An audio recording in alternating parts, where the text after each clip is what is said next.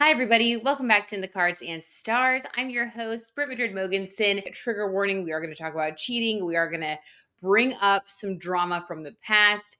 Tis the season of Venus and Scorpio, so we're going to go to the underworld with this one, guys.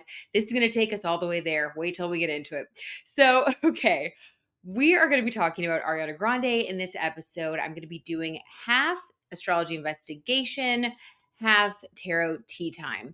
We're going to look at her birth chart. We are going to also look at her latest claims that she's made about the tabloids and the way that they have portrayed her. There's really nothing else to do but dive right in. So let's go. As of September 30th, this People magazine report came out saying that Ariana Grande defends boyfriend Ethan Slater from Bull S public criticism. Couldn't be less accurate, she says. Okay, we'll see how true that is, Ariana. There is no one on this earth with a better heart, Grande added of Slater. The article goes on to say that Ariana Grande is opening up about rumors surrounding her boyfriend Ethan Slater. Speaking in a new interview with Vanity Fair, published Monday, September 30th, Grande, 31, revealed that she was disappointed by the public perception of Slater, 32, whom she stars alongside in the upcoming Wicked movie. Can't wait to see that movie, by the way. Oh my gosh, I'm so excited. The most disappointing part was to see so many people believe the worst version of it, she told the outlet. There couldn't be a less accurate depiction of a human being than the one that the tabloids spread about him. Grande, who plays Glinda alongside Slater's Bach in the fantasy musical, added, "No one on this earth tries harder or spreads themselves thinner to be there for the people that he loves and cares about. There's no one on this earth with a better heart, and that is something that no BS tabloid can rewrite in real life," she said. Grande and Slater's romance was confirmed in July of 2023 after meeting on the set of Wicked. This came after Grande separated from her ex-husband, Dalton Gomez, and Slater separated from his wife, Lily J. As we can see, they are very careful to clarify the timeline.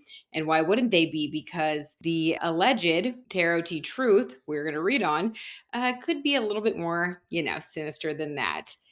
In early September, multiple sources gave people insight into Grande and Slater's relationship, revealing how they were navigating their romance in the public eye. Okay, now this one's a little triggering, guys. Hold on to your hat. While this entire situation has been blown out of proportion, it's much different than what has been portrayed in public, a friend of the couple said at the time. They are just trying to navigate their new relationship in private. People have tried to question this timeline, an insider added. The truth is, Ariana and Ethan didn't begin seeing each other until after both parties were separated respectfully. The article goes on to say more of the same. So, the entire situation blown out of proportion, just so that we can all refresh our memories, is the fact that Ethan Slater was spotted out and about with Ariana Grande before filing for divorce from his wife, well, now ex-wife, Lily J, who he was with for 10 years, married for 4, and their baby, I mean, she was postpartum at the time. I'm not quite sure how, if it was like a year or 2 years after she gave birth, but all the articles say that she was postpartum at the time, and that was why she was very surprised, allegedly, by the breakup.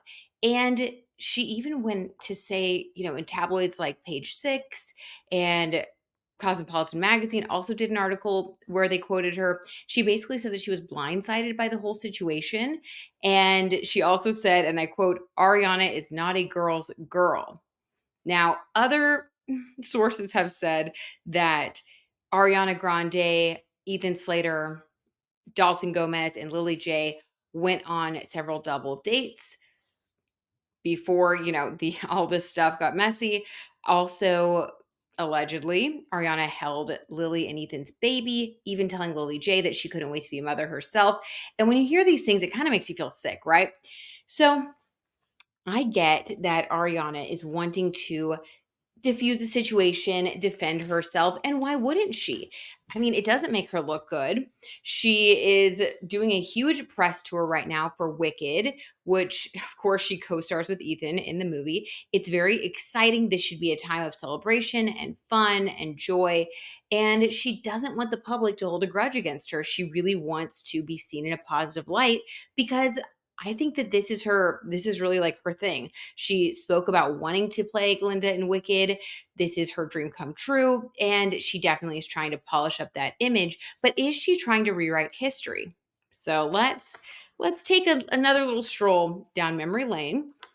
And this is where we're gonna get messy, okay, you guys? So just bear with me. And this is all alleged for entertainment purposes. I must reiterate because, like I said, we're getting messy.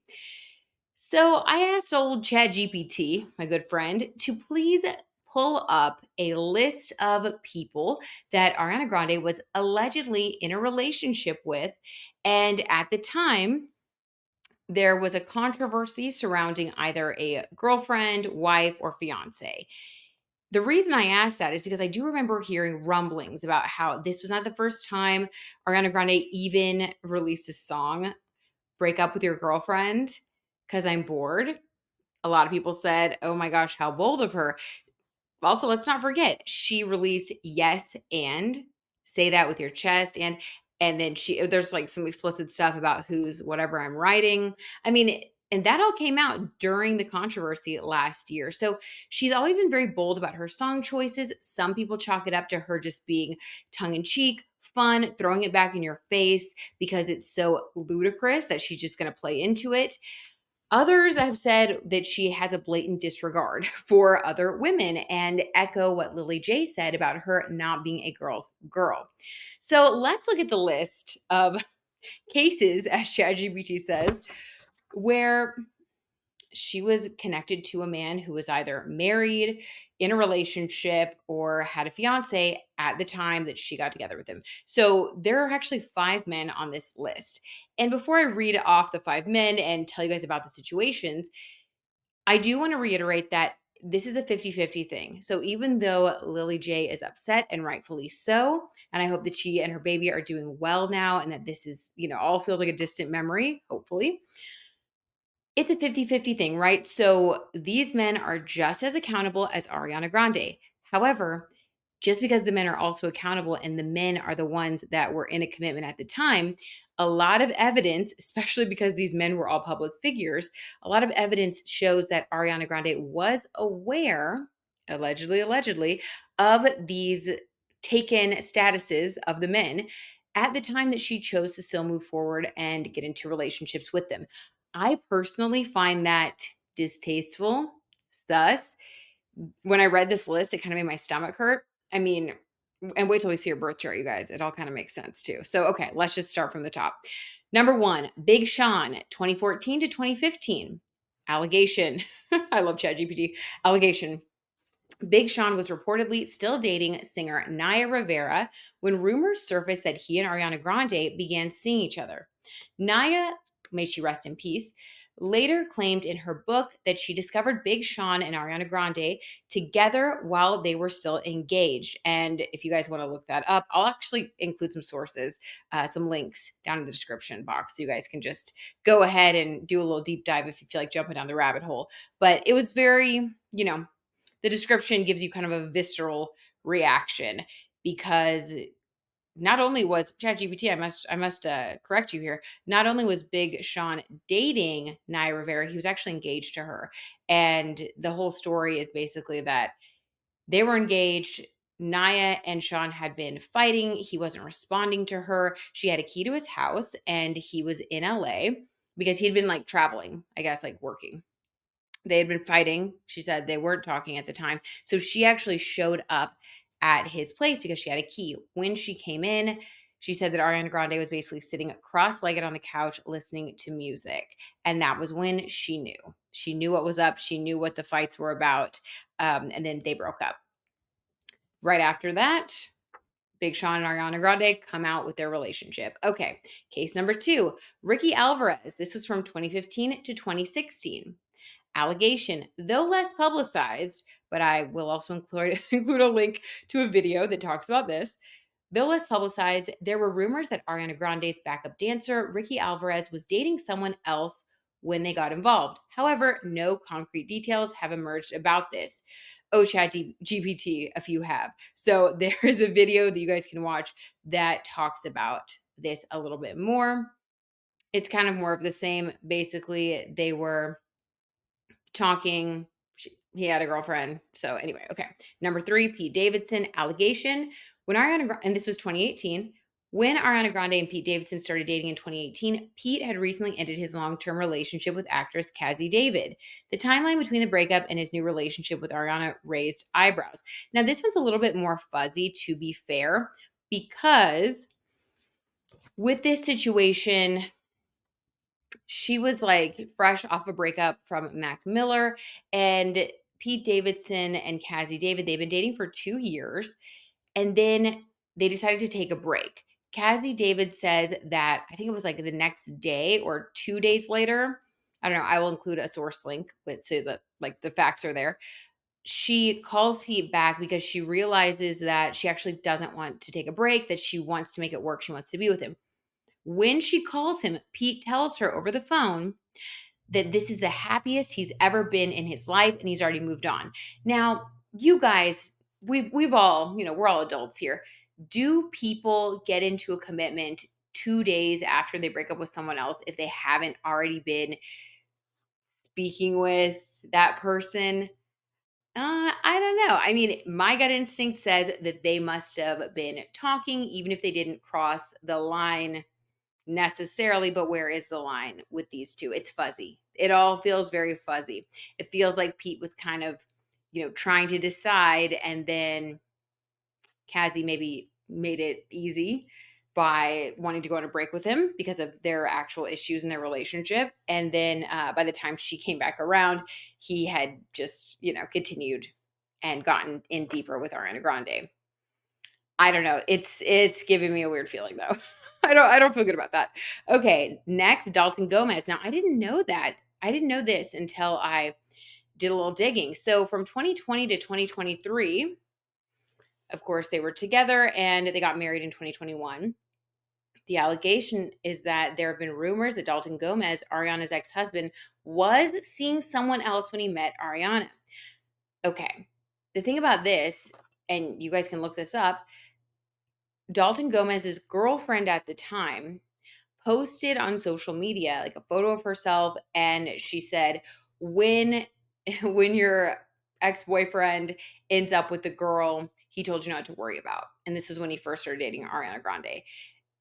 There are a lot of sources that claim there was major overlap and that he was also in a relationship when he met Ariana Grande. And of course, the most recent, Ethan Slater in 2023. The allegation is that Ethan Slater, an actor, was married to his wife, Lily J, when he and Ariana Grande reportedly began their relationship while filming the movie Wicked. The news caused quite a stir, especially since Slater's wife publicly expressed her feelings about the situation. Okay, so crazy. That's a lot. So, when she talked about the tabloids making things up, all this stuff, it did feel to me like she was rewriting the narrative a little bit to suit her own kind of purposes. But for greater clarification, let's start with her birth chart. This is what really kind of threw me off. And honestly, this makes me think that this is a little bit deeper even than I originally thought. Allegedly, potentially, problematic behaviors. I like to look at Chiron. Chiron is the wounded healer that we have in all of our birth charts. And wherever Chiron is, this is where we have this challenge in our lives that we're here to overcome. And I do look at it in conjunction with our North Node. The North Node is our destiny, it's what we're aiming for. And typically, the Chiron in our birth charts is kind of like the Achilles heel that we have or the major obstacle on our hero's journey. We overcome it, we slay that dragon, and then we're able to, continue forward, reach our North Node destiny, and, win the battle. End up on the mountaintop, all that good stuff. So I wanted to look for her Chiron to see, like, where is her wound? Like, what's been her challenge? What's going on? We got to get into the psychology here, the astrology psychology. So this is crazy, guys. She has her Chiron in her 8th house of marriage, contracts, inheritances. This is obviously also where you find divorces. And her 8th house her 8th house is ruled by Leo. Like, what? Can we pause for a second? Oh my gosh, Chiron and Leo in the 8th house. She has to be extremely mindful and demure because Leo is all about the spotlight, right? And that is her, her career, her profession. She's a performer, Leo energy. I just got goosebumps even talking about this. Chiron in that 8th house talks about how her marriages will always be in the spotlight, ruled by Leo. Chiron there basically indicates that there could be a wound of sorts where her marriage is exposed, or something about her contract or the way that she makes commitments to people that are like concrete commitments on paper in the spotlight. This could end up being a major wound for her, something that unravels. Dalton Gomez, a marriage that I do think that all being in the spotlight, I think that hurt her. I do feel like she married him thinking that this was going to be a forever love, as I think everyone does for the most part when you get married. So that's really sad that happened in the public eye, Leo energy. So I think that she's kind of like in the middle of this wound right now. She's feeling like everybody can see her most vulnerable situation in her life. I think as far as career goes, she feels satisfied. I think she's pretty good in like every area of her life except for this marriage and commitment house where she feels like there's this wound. And when she talked about defending Ethan Slater in People magazine, or in Vanity Fair, and then People magazine, talked about it in an article, she was kind of, defensive. It wasn't like she was thinking about or speaking about Lily J or being mindful of the fact that maybe tabloids or fans were talking about the situation because it was so public, and Lily J had just had a baby, and it was such a close overlap. I mean, he hadn't even filed for divorce when they were spotted out together and came out as a couple. So I don't think that it's unreasonable that people would think, oh, this is a little rough, like feeling bad for Lily J, concerned about the baby. Like it is concerning. And so the fact that she's being very one-sided about this, she's got to be careful. This is Chiron and Leo, 8th house energy. So, okay, it's in the spotlight, all that. Now, the reason that I also think she needs to be really careful about her public image right now, if I were her astrologer, I would tell her she needs to kind of switch up her attitude a little, try to see things from both sides, and, maybe not date people that are in relationships or whatever. Unless this is, I mean, who knows? This could be endgame. But moving on, she's having her Saturn return right now as well. And we've talked about Saturn returns. This is when you are forced to grow up in the area of your life that is ruled by Saturn. We all have Saturn in our birth charts, and Saturn is here to teach us, coach us, get us to use discipline. It's basically where we're meant to mature in this lifetime. For her, she has Saturn in her 3rd house of communication and media. Guys, she has got to start watching the way that she communicates, being more mindful of what she's saying in the media, of how she is interacting with society, with others around her. And her 3rd house is also ruled by Pisces, which is very emotional. So she has to be very careful with Chiron in the 8th house, in the Leo 8th house, and then her 3rd house, which is also about, public communication, media, Saturn there, especially in this time period of her Saturn return. She has to be really careful that she doesn't end up exposing herself by communicating in a way that is dishonest or attempting to create an illusion or gaslight people, because Pisces on the negative side can be about that. It's about not having clear boundaries, not being truthful and honest. Pisces is very spiritual. It rules the 12th house in astrology of, self-undoing. So she could really self undo right now, unravel all of her hard work and her plans if she doesn't use discipline in the area of communication. The positive way that she could learn to tap into this energy, and hopefully she's learning that right now, and it won't take some major situation for her to learn the lesson the hard way. What she should be doing really is being emotionally aware, work on, emotional IQ, and being communicative about her feelings, her creativity, and also realize that there are always multiple sides of a story, and just try to be a little bit more compassionate. Pisces is also about unconditional love.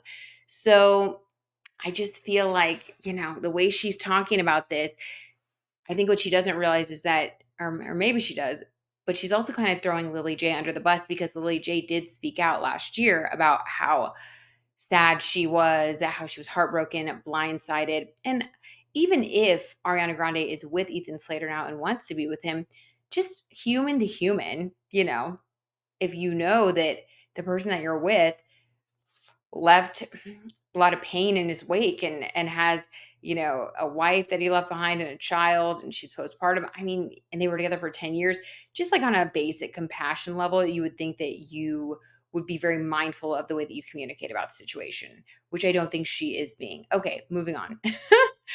Yikes. So the next thing I want to point out, and then we're going to get to the root of the problem, okay? Allegedly for entertainment purposes. The next thing I want to point out is that her seventh house is ruled by Cancer, and she has her Sun and Mercury in the seventh house.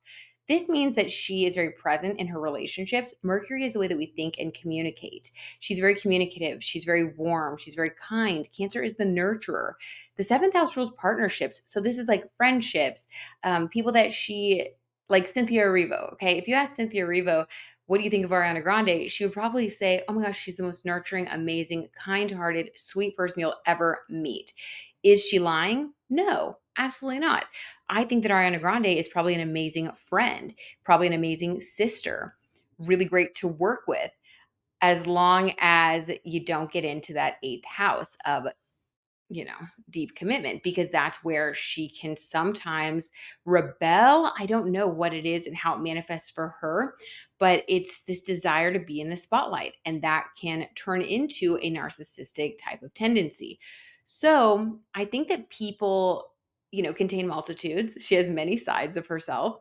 And I think that she shows people different things depending on her relationship with them. So the fact that so many people think that she's wonderful and kind and are coming to her defense, I think that that's great and that's valid, because she has Cancer ruling her seventh house. And with the Sun there, that's her ego. And her Mercury there, that's the way that she communicates. I think she probably is really great to a lot of people in her life. And, I don't want to take that away from her. However, we can see the root of the problem when we go to our fifth house of dating, romance, and inner child. And that is ruled by Taurus and contains Venus. This is overindulgence. Okay. I mean, that's what it is. Taurus is ruled by Venus. And to have Venus in your Taurus fifth house, I mean, this is just overindulging. This could even be like, allegedly, for entertainment purposes, love addiction. So I don't even think she's doing this on purpose. I think she needs to, we'll pull some tarot T cards to get a little advice for her, but I think that this is like a vice for her. And why does she do it like that? Why does she feel this need to go after people who are already in relationships? I actually have no idea. I can't see that in the birth chart, but I do see that Taurus ruling, sensuality and the five senses, and it's very earthbound. It's very much someone with strong, how do I say this? Strong urges, strong like desires, okay? And then Venus is romance, indulgence, the finer things in life. I want it, I got it, seven rings. And she may end up with seven rings if she's not careful. She's got to heal that Leo ruled eighth house containing Chiron. She's got to heal that. or else she'll keep repeating this cycle again and again. So, yeah, the fifth house ruled by Taurus containing Venus on the highest vibrational side. This would make someone really fun to be around, really just someone who kind of can paint a fantasy, very romantic. It's like a beautiful energy. But on the negative side, if it goes too far, it can be self indulgent to the point of just that's all you see, is what you want, the love, the romance, and it, at the expense of everything else in your life. Also, the fifth house is right across from the 10th house, which is career. So again, she has a lot of juxtapositions in her birth chart between, like, when it comes to her personal life, her expression, marriage, eighth house, fifth house of romance, and her career. Third house, 10th house, like communication, public recognition, the way people see her, because her 10th house has the moon and Jupiter, and it's ruled by Libra. And we're in Libra season right now. So this is, I mean, honestly, she needs to tread so, so lightly. If I were her publicist or her astrologer, I would tell her, you need to stop talking about your personal life entirely and focus on your Cancer energy of being nurturing and kind, and let people, draw their own conclusions, let people think what they want, let people fall back in love with you by being your kind, sweet self. I mean, I wouldn't have her talk about all this stuff, because this could be her undoing, basically. Okay. Also, the 10th house containing the moon and Jupiter. Jupiter expands things. So, Jupiter in your 10th house talks about having a really big career, which, yes, that makes sense. She's extremely famous, she's extremely successful.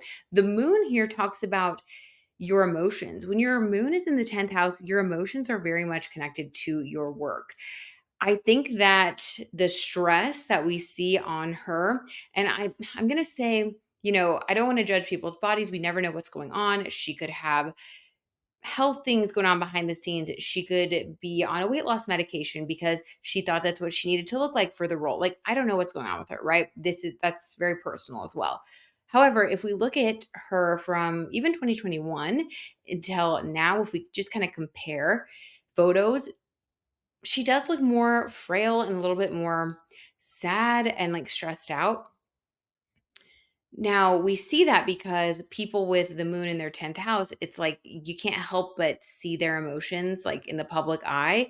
It's like she really can't hide how she's feeling. You see it on her face, you see it on her choices that she's making. Like you see it in her body. Like it's very public. It's in the 10th house is in the spotlight. So her emotions are always going to be in the spotlight. That's why she has to stay very authentic, and very truthful. She can't really get away with anything, to be honest. I mean, there's this whole list of, I mean, it's all public, basically. There's even a list of things that I just read to you at the beginning of this episode. So she's got to really keep that, tidy, keep her personal life tidy. But also, I am concerned because I just hope that she is healthy and happy. And I wonder if the change in appearance could be entirely due to career stress. Because to me, it seems like with the moon and Jupiter, conjunct in the 10th house, this is about big feelings, big emotions, about career, a big career. So she has to be careful that she doesn't become overly stressed in her career. Maybe that's why she ended up getting with Ethan Slater. I don't know. We're going to pull some cards and see what the motivation was, but that's what I have for you when it comes to her birth chart. Okay. Wow. That was a mouthful. That was a lot. I was trying to do that part quick, and here we are about 30 minutes in. So some things you just can't do quickly. Let me know what you guys think in the comments about her birth chart placements, please. And luckily, we do have her birth time. I love it when that happens. Makes me so happy. Okay, so let's pull a couple of cards. Where do we start? Let's see. Okay, let's just see, allegedly for entertainment purposes only, why did Ariana Grande start dating Ethan Slater? Why? I don't know why. The Tower. Oh my God. You guys, I'm telling you, this all started, it's more like he was her life raft at first, because this is like a big tower moment. And she did, file for separation from She did file for separation from Dalton Gomez. Was this because she was running into Ethan's arms because of a big tower moment in her personal life? Was it because she felt like Wicked was a tower moment of, maybe she was experiencing issues with her voice or with, I don't know, probably not. She has an amazing voice, but issues with her body or something. Something was going on basically that triggered this fear. I mean, the tower moment is stressful. I'm telling you. Confirmation right there. Okay, let's get a clarifier though.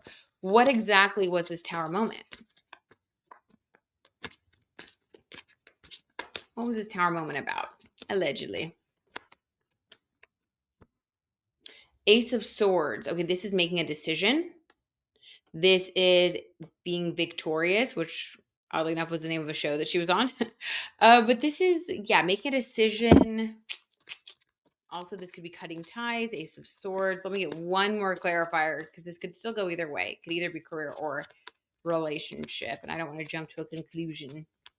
One more clarifier about what this tower moment was, this big decision, this victorious moment. The Emperor. Yeah, Dalton Gomez. Okay, now this is all alleged, but I do not like to see the Emperor in a love reading most of the time. Kind of depends on the person, depends on the situation.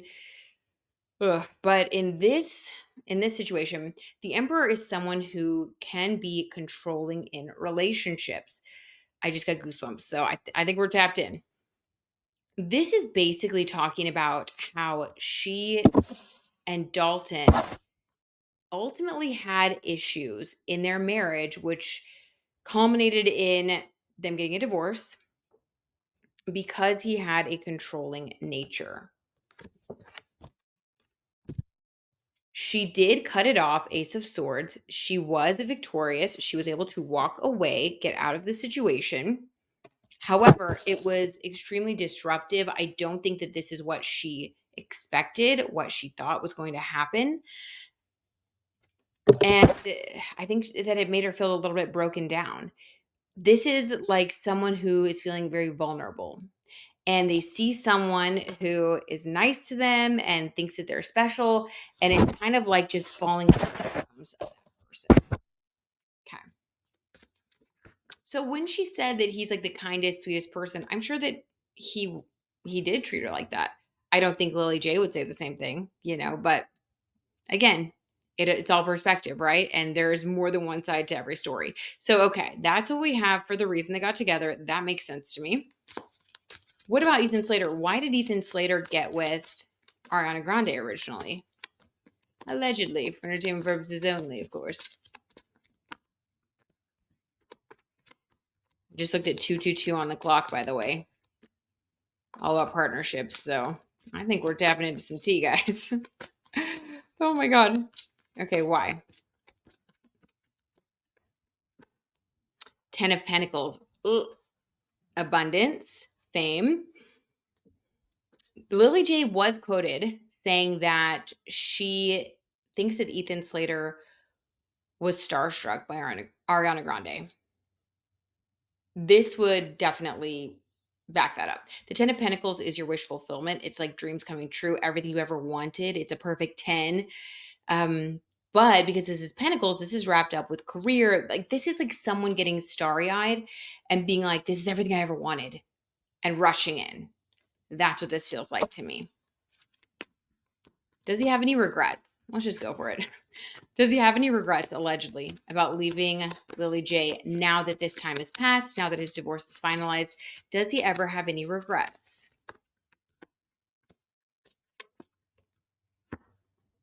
The High Priestess. Get a clarifier on that one. The King of Pentacles. We get one more clarifier. It's complicated. It's complicated. Let me get another. Four of Pentacles. Okay. So the High Priestess is about spirituality. I do think that he thinks about the karma of it all. I'm not really sure like what his beliefs are or like his religious or spiritual beliefs or if he has any. But the High Priestess, this is about spirituality. So I think that there's a little bit of guilt. there's a little bit of guilt here, allegedly. King of Pentacles, this is how he sees himself now, though. He sees himself with the Ten of Pentacles and the King of Pentacles. I mean, he has that in him to want power.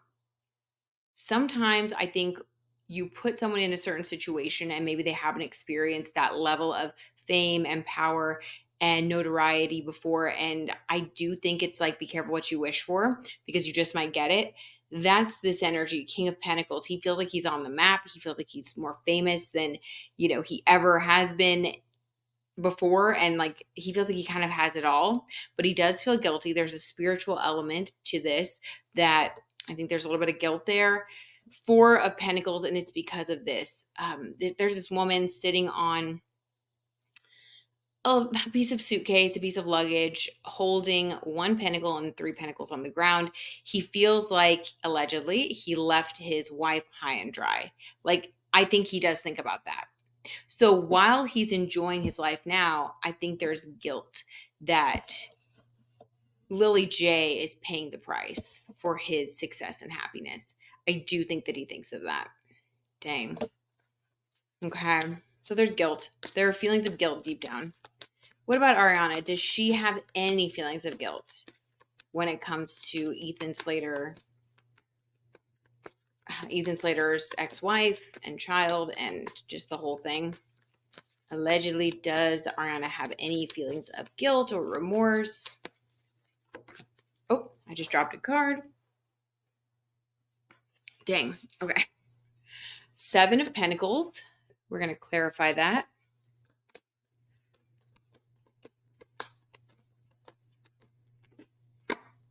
Queen of Pentacles. Okay, one more to clarify that. Come on, Ariana. I'm going to give you a chance. We're going to give you a chance. Trying to get something. The Lovers. Nope. Okay, with a Taurus ruled fifth house and Venus in that Taurus ruled fifth house, the energy that I get here is, again, indulgence, overindulgence. This is the kind of person that truly does believe all's fair in love and war. I don't think she feels bad. I think that if this was a friend, if that fell into her Cancer ruled seventh house or like a business partner or something, I think, yes, she would feel really bad. There would be a whole situation here that she would want to resolve. Because this was her fifth house of love and romance with Venus there, I just think it's a blind spot. I don't think that she feels that way. I think she's like, obviously it didn't work out and I have nothing to do with that. If he really loved her, he would have stayed with her, Like, I don't know. Like, it's like, yes, and like, I don't get the feelings of guilt or remorse whatsoever, which is probably what makes it easy for her to kind of say what she's saying now in the press. So we have the Seven of Pentacles, which is hard work that's starting or that's about to pay off. And this is Wicked coming out. She has been putting in such hard work. They were in London for a year. And then she's been kind of laying low so that, in my opinion, she can try to rehab her image because it did take a huge hit in 2023 when everything came out. It was a huge scandal and people felt really bad for Lily J, And people also pointed out, and several like YouTube videos popped up and articles popped up that dredged up her past of having several other instances where she reportedly was dating someone who was still in a relationship or married or engaged, and it was just not a good look for her. So I think she did like go underground a little bit. She's been anticipating this for a long time. And this Seven of Pentacles talks about just patiently waiting and working, patiently knowing that her time will come. So this is the energy that she's in. She's not thinking about, allegedly, she's not thinking about Lily J. She's not even thinking about Ethan. She's thinking about herself, which also can be a downfall of a Leo ruled eighth house. Needing to be sure that you share the spotlight with people that you're in a close relationship with. I don't think she's married to Ethan Slater, so technically he's not in that eighth house, but eighth house also rules like big chunky money, and they are both working on this project together. So there's a little bit of a tie there. She's got to be careful. She's got to make sure that she really is truly thinking of others as she continues on this path. She sees herself as the Queen of Pentacles. We have the Queen and the King of Pentacles. They view themselves as a power couple with ultimate potential to make money, to be successful. They want Wicked to be such a huge hit that they continue to do these types of movies. Yeah, they have big dreams, and they have big dreams of being successful and building a life together, allegedly for entertainment purposes. So she sees herself as this Queen of Pentacles. They're definitely on the same page, by the way, because we have the King and Queen. She sees herself as the Queen of Pentacles, and that's where she keeps her mindset. When she starts to drift off into what she would consider the noise of people talking about the past, I don't really think she goes into it too much. I think in her mind, she says, like, I'm a deeply good person, which is, Cancer seventh house. She is a good person. I'm not saying she's a bad person, but I do think that this blind spot that she continues to avoid, it could end up being her downfall if she isn't careful, because someone who's just focused on their money and the lover's card and what they want, um, all's fair in love and war. This is someone who really could end up being exposed, because this type of selfishness eventually comes back to bite you. It just does. You got to take other people into account. This is karma written all over it. So, yikes. Okay, that's what I've gotten. Yeah, she's focused on the lover's card. She's focused on her love. She's focused on her relationship with Ethan and making money and being successful. And that is where she stays focused.